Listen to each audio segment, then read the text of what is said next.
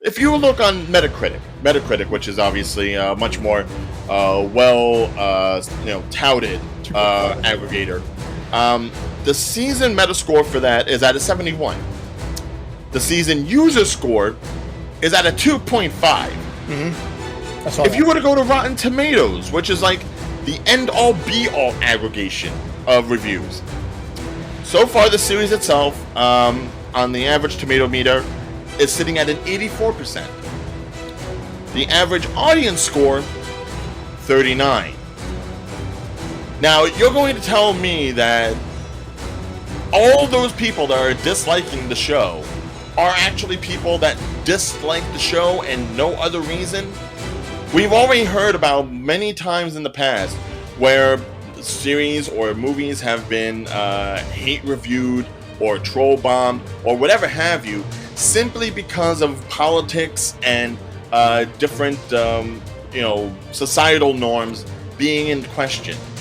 I have nothing against necessarily Amazon taking a tool that they own. It's their property, and they are using it as such in order to help promote their show by not necessarily saying, oh, it's all perfect.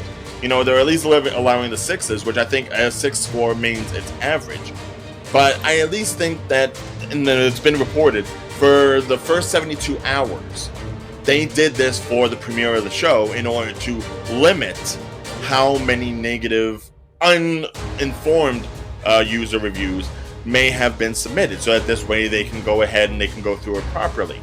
And even right now, it sits at only a 6.8, so it's not exactly doing gangbusters, even by reducing the fan scores, which, even your greatest critic will say IMDB is probably the worst place you can go to for an actual, numerical review, because you have fans that will go ahead and post a review long before something even premieres, and it'll stay there.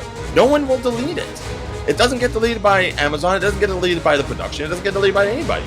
So for me to go ahead and think IMDb is going to be the end-all be-all, it isn't. Certainly it's a great resource for information, but I'm not going to go to it for any kind of logistic, informative review. And that's just the half of it. Unfortunately, that's what Amazon owns, and if they want to clear that up, then fine.